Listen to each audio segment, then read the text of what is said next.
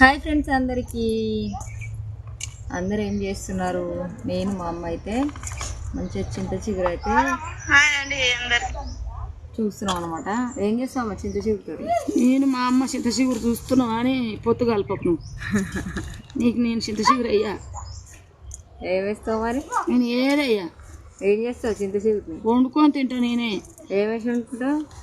పచ్చడి నూరుకుంటా.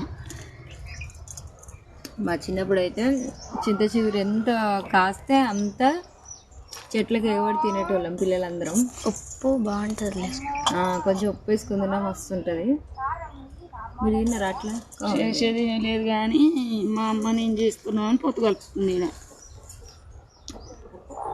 నువ్వు చెప్తే నేను చెప్తున్నా. చింత చిగురు అయితే పచ్చడి నూరుకున్నా బాగుంటుంది. ఒట్టి చేపలు వేసుకుంటే బాగుంటుంది.